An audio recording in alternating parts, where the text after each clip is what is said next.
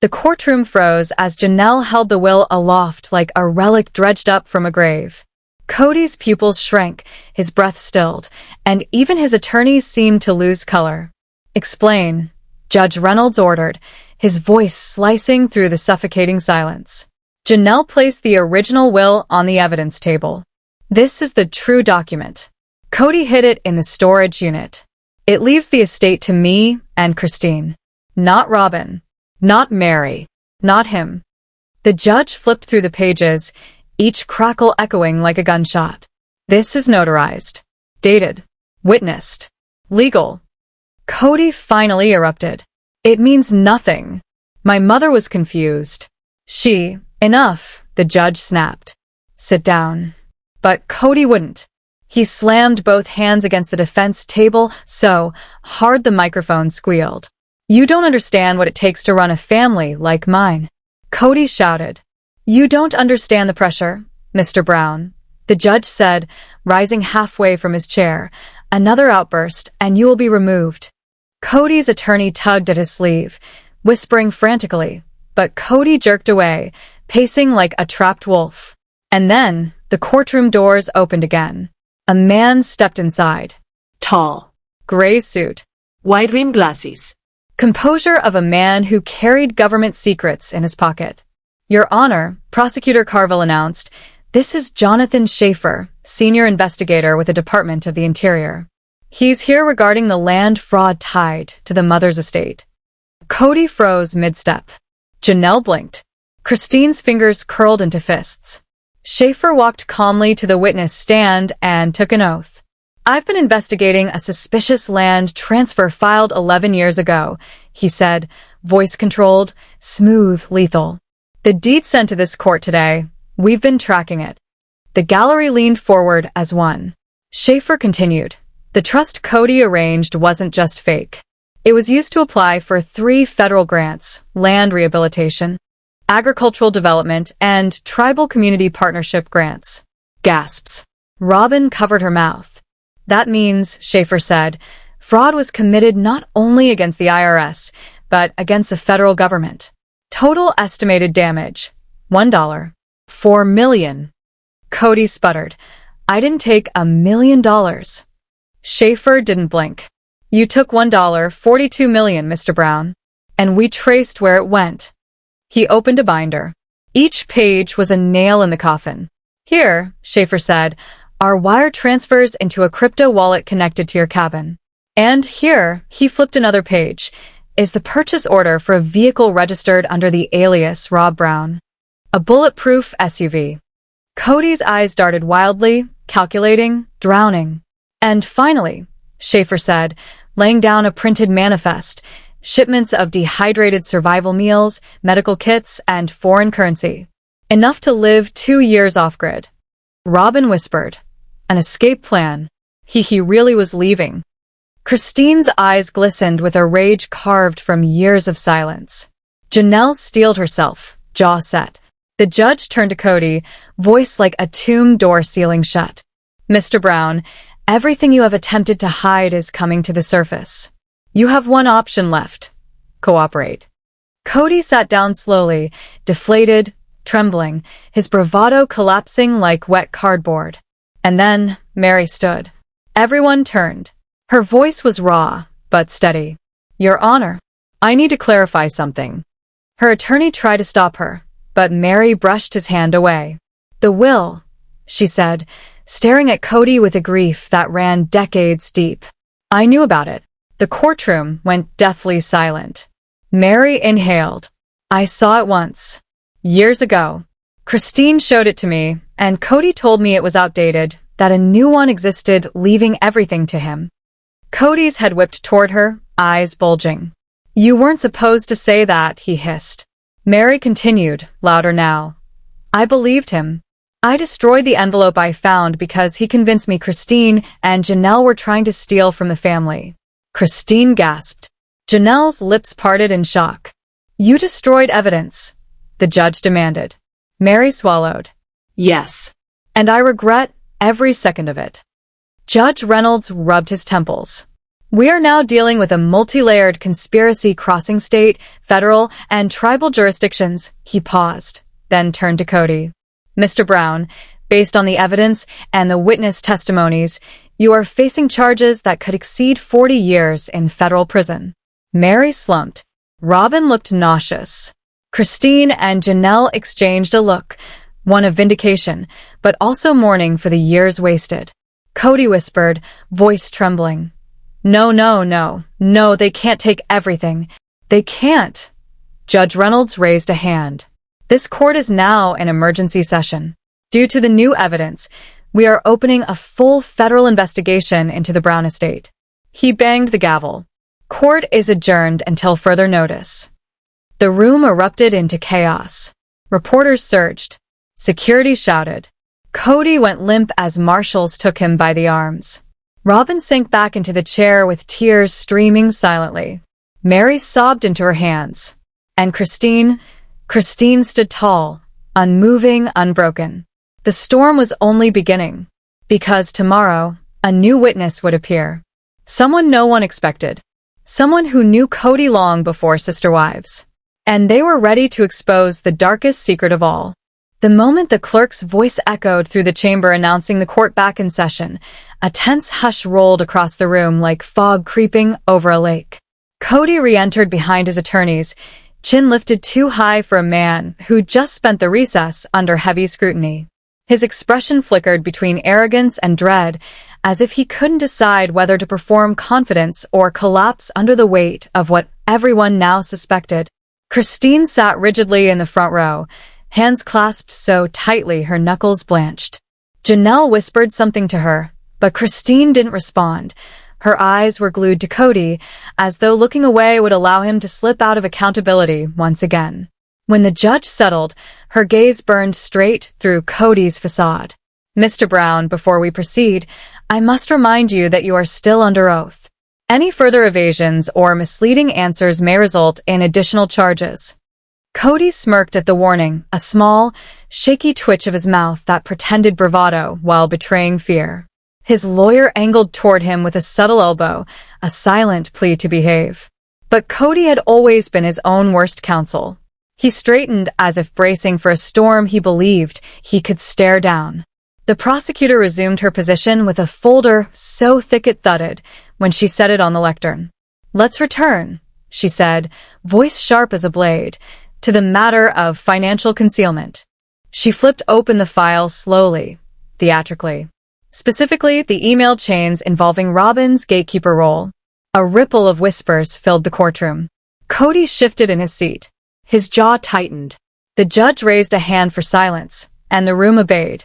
The prosecutor continued, reading from the file. In one email, you wrote, quote, Robin will decide access, closeness, and blessing status according to loyalty, tithe, and peace offering. She let the words hang, heavy and damning. Would you like to explain what you meant by that, Mr. Brown? Kody rolled his shoulders back like a boxer preparing for the next hit. It's being taken out of context, he insisted. Our family has structure, roles, responsibilities. You people don't understand plural families. But his voice lacked conviction. Even he seemed to hear the hollowness of his defense. Christine's breath hitched. Janelle's eyes narrowed. They had lived under that structure. They had felt the sting of being measured, dismissed, sacrificed. The prosecutor stepped closer. So you deny that Robin held a position of authority, financial, emotional, or otherwise, over the other wives? Kody hesitated. It was slight, only a flicker, but the courtroom saw it. She had influence, he conceded. She was stabilizing. She understood what I needed. The prosecutor pounced. What you needed, not what the family needed. Kody's lips parted, but no words followed. Across the aisle, Robin sat rigid, hands folded in her lap, face carefully neutral but eyes darting between the judge and Kody. Her composure wasn't cracking, it was calcifying. Mary, sitting several rows behind, leaned forward as if trying not to miss a single twitch of Robin's expression. The tension between the women, years of resentment, confusion, and betrayal, seemed to hum beneath the fluorescent lights. The prosecutor lifted another document. "And this," she said, "is the financial ledger we recovered from your joint LLC files." Kody's lawyer shot up. "Objection, Foundation, overruled." The judge snapped before he could finish. "Sit down, counsel." The lawyer sat, defeated. The prosecutor went on, sliding the ledger into a projection frame. Numbers illuminated on the wall. Withdrawals, transfers, unexplained payouts. "This ledger," she said, "shows a pattern of selective financial favoritism. Money diverted toward Robin's housing, her business ventures, her personal expenses, all while the other wives were told funds were depleted." The room seemed to exhale in disbelief. Christine's eyes glossed with hurt she had carried for years, but never seen laid out so plainly. Janelle pressed a hand over her mouth. Mary stared, unmoving, looking as though she'd been expecting this truth, but was still unprepared for the sting of it presented so openly. Kody inhaled sharply, his composure slipping. "I provided for everyone," he barked. "They never went without." But the prosecutor didn't flinch. "Janelle lived in an RV," she reminded him. "Christine leased her home. Mary was alone. Meanwhile, Robin," she pointed to the glowing ledger, "received a newly purchased house in her name, design upgrades, private funds, and, according to this entry," she tapped a line on the screen, "a family reimbursement that appears to have been funneled to a private account." Kody's face blanched. Robin's lips tightened. The courtroom fell into a stunned, suffocating quiet. And then the judge leaned forward. "Mr. Brown," she said, voice low, deliberate, and lethal, "this is your final opportunity to tell the truth. Did you divert family funds for Robin's exclusive benefit?" Kody stared at the judge, at the prosecutor, at the glowing ledger, at the wives who once trusted him. His throat bobbed. His fingers curled around the edges of the witness stand. The silence dragged, sharpened into suspense. Then, barely audible, he whispered, "You don't understand. I had to keep the family together." The courtroom erupted. Producer CH's response appeared on the courtroom screen, cold and transactional. "Perfect. Push them to the breaking point. Emotional fatigue reads well on camera. But make sure Robin stays sympathetic. Audience investment is highest when she cries." A sharp exhale rippled through the room. Robin's hand flew to her mouth. He planned my breakdown," she whispered, voice cracking like thin ice. Christine sat rigid, livid. "I knew it. I knew something felt staged. He was filming us collapse like entertainment." But the judge raised a hand. "Ladies, this is only the beginning." Carville clicked to the next page. A confidential memo appeared. TLC Executive Note, March 2021. If Kody can deliver a marital fracture big enough to trend, we can lock a bonus payout for Season 17 renewal. Encourage secrecy, tension, and internal family distrust. It's TV gold. Gasps erupted. Some in the gallery shouted in disgust. The judge slammed his gavel so violently it echoed like a gunshot. "Order. This is a court of law, not a circus." But the circus was already loose. Kody sat shackled, jaw tensed, eyes vacant. He did not deny it. Instead, he tilted his head almost proud. Carville stepped closer. "Mr. Brown, it appears you were paid to emotionally exploit your own wives. You engineered marital destruction for profit." Kody lifted his chin. "It was a job. A role. They wanted a storyline I delivered." Christine stood abruptly. "You destroyed my marriage for ratings." "No." Kody shot back coldly. "You destroyed it by outgrowing me. I just packaged it." Janelle slammed her fist on the pew. "You took our pain, our real lives, and turned them into a paycheck." But Carville wasn't finished. "There's more, Your Honor. Much more." She changed slides again. This time, the screen displayed a financial ledger titled Child Payout Schedule, Confidential. The courtroom held its breath. It showed payments, large payments, wired to a private holding entity under the name Brown Youth Development Fund, supposedly for the children's education. But every year, nearly 70% of those funds were siphoned to a hidden account under a different name. The account holder's name appeared in bold. Leon Brown. The courtroom detonated in chaos. Mary gasped, nearly collapsing. Robin put a hand over her heart. Christine whispered sharply, "No, no, that can't be right." Leon stood, trembling but resolute. Their eyes glimmered not with guilt, but fury. "That's not what you think," Leon said. "I didn't take that money. I wasn't even told about this account. I only found out last month." Carville approached gently. "Then, who had access?" Leon swallowed hard. "My father and someone in production." The judge narrowed his eyes. "Why would production give money meant for the children to you?" Leon hesitated, then dropped the bomb. "Because season 18 wasn't supposed to be about the wives. It was supposed to be about me. My coming out, my struggle, my estrangement. Dad pitched it. TLC bought it." Robin cried out in horror. "He tried to make your trauma into a TV arc." Leon nodded, tears now streaming. "They wanted me to be the rebellious child storyline. And Dad agreed. He wanted fame more than he wanted me." Kody's face twisted. "That's a lie." Leon cut him off, shouting, "You sold my life. You sold me for a bonus check." The room erupted again. The judge pounded the gavel like thunder. "Order, or I will clear this courtroom." Slowly, silence returned. But even in silence, the truth screamed. Carville moved closer to Leon. "Why come forward now?" Leon inhaled shakily. "Because I found out who actually took the money." The judge leaned forward. "And who is that?" Leon stared directly at Kody. "No, not just him." Then Leon's eyes cut to the gallery, to one specific person. Mary froze. Christine stiffened. Robin whispered, "Dear God," Leon pointed. "It was one of us."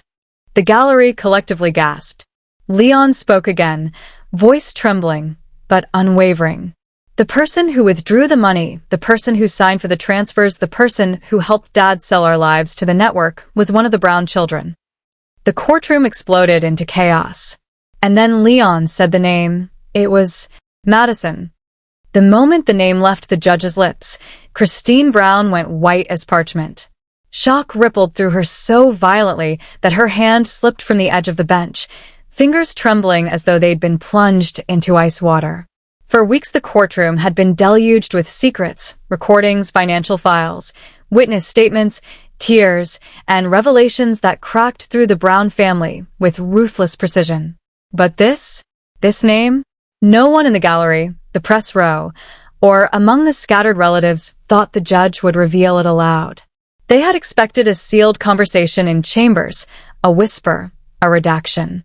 But Judge Reynolds simply lowered the page, his voice stern and unflinching as he declared, "Kody Brown." Gasps shot through the room like startled birds. Mary, who had been holding her breath so tightly her chest barely moved, whispered in a horrified rasp, "Please, not Leon." She seemed to shrink into herself with relief when the judge clarified it wasn't Leon. But that relief dissolved instantly when the clerk stepped forward with the next exhibit. Judge Reynolds accepted a single sheet of paper from the clerk. As his eyes scanned the text, his jaw hardened. And then, without ceremony, he announced the truth the court had been bracing for but never truly prepared to hear. Kody Brown's own son, Kody, had been secretly filming the family's implosion for cash. A stunned silence swept across the courtroom before erupting into uneasy murmurs. Reporters leaned forward like predators catching scent of blood. Christine's mouth fell open. Janelle's eyes shimmered with disbelief. Even Kody's stony face flickered with something momentarily human, shock, betrayal, perhaps even a flash of paternal devastation. But it vanished as quickly as it appeared. Carville, ever composed, pressed a button on her remote.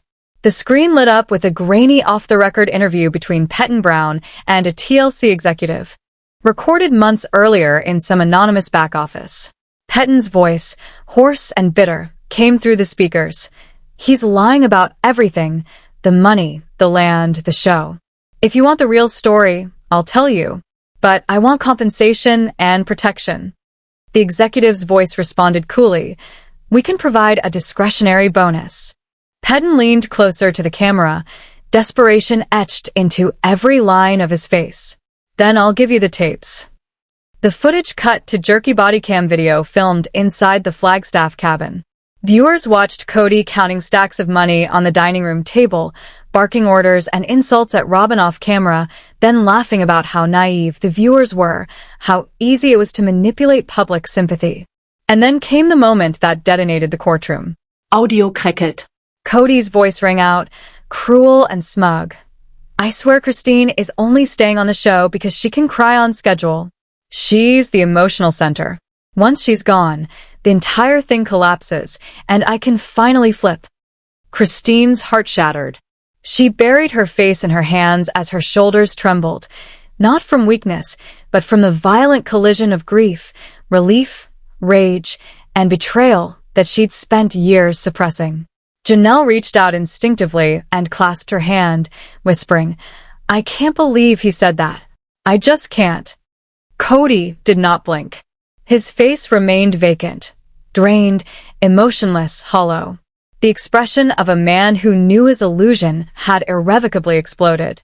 Robin, once the favored wife, turned away from him entirely. The connection that once bound them, tight, calculated, suffocating, was gone. No anger remained, only cold, detached silence. Judge Reynolds stood as the last recording cut out. His voice boomed. "This court is now deliberating additional charges derived from these recordings, including child exploitation, fraudulent contracts, and corporate collusion. Effective immediately, an inquiry will be launched into the TLC network and all associated entities." The entire courtroom inhaled sharply. Everyone knew the truth. This scandal had grown much larger than Kody Brown. What began as a case of familial deception had erupted into a national investigation of reality television's darkest underbelly. Leon rose next, trembling but determined, their voice ringing clear. "I warned him.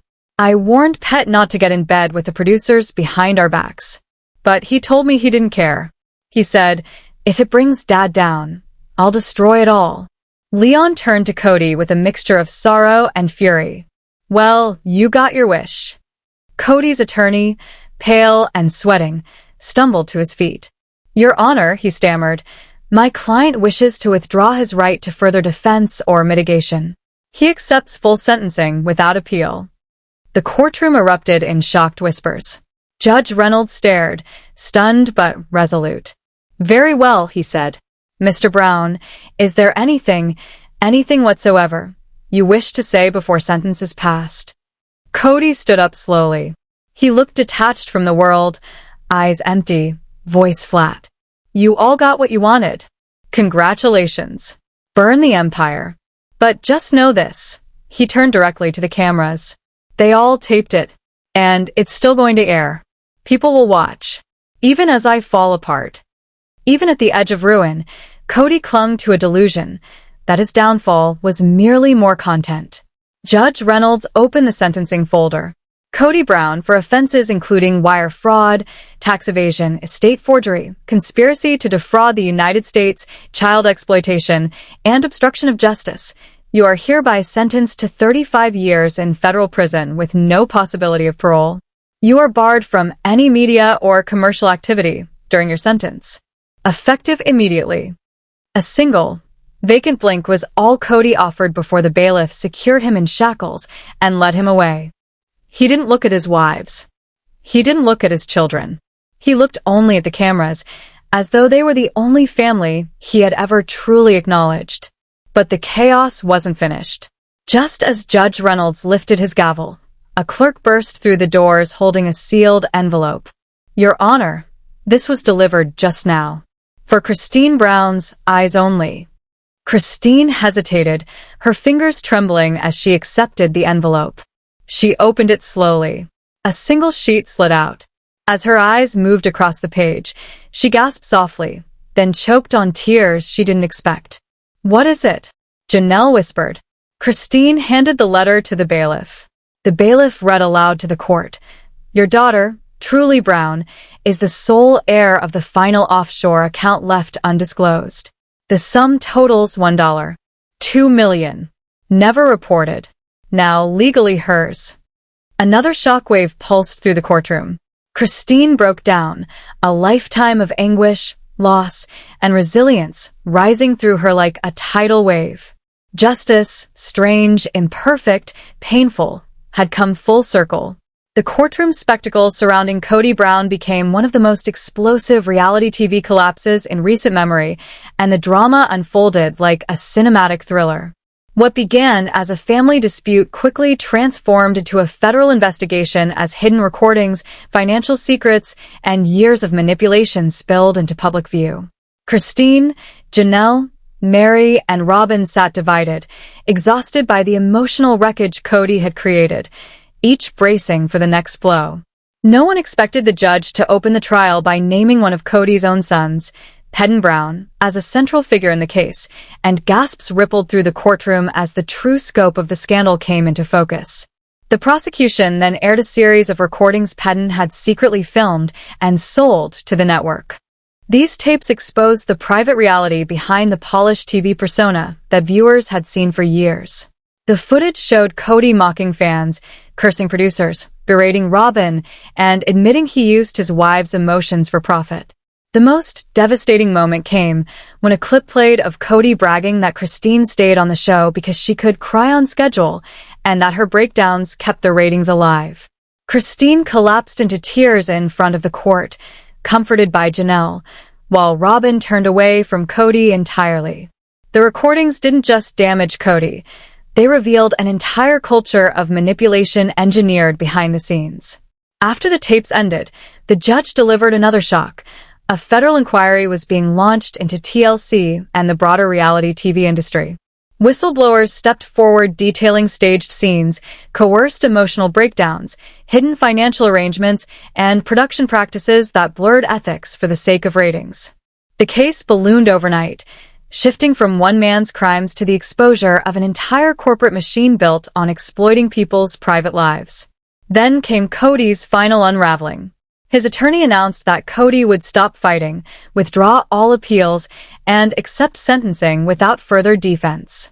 When the judge asked if he had any final statement, Kody stared directly into the courtroom cameras, ignoring his wives and children, and coldly declared that his downfall was still content for people to watch. Moments later, the judge sentenced him to 35 years in federal prison with no possibility of parole and a complete ban from media participation. The courtroom fell into stunned silence as Kody was led away without showing emotion. But the saga wasn't finished. A clerk rushed in with a sealed envelope addressed to Christine. Inside was a revelation that truly, her daughter, was heir to a secret offshore account Kody had hidden containing over $1 million. Christine cried not out of relief, but because even in defeat Kody had attempted to manipulate through guilt and financial control. Yet this time she didn't bend. She rose from the moment stronger than ever. In the aftermath, each family member faced a different fate. Mary received probation after cooperating with investigators, while Robin withdrew from the public eye entirely. TLC faced heavy criticism as more whistleblowers went public. Petitions for regulation grew, and lawmakers drafted the first federal oversight proposal for reality TV production. Christine emerged as the unexpected hero, her memoir Unscripted becoming a nationwide bestseller as viewers embraced her journey from heartbreak to liberation. By the end, the case closed with Kody imprisoned, the Brown family fractured but healing, and the entire reality TV industry forced to confront the cost of turning real lives into entertainment.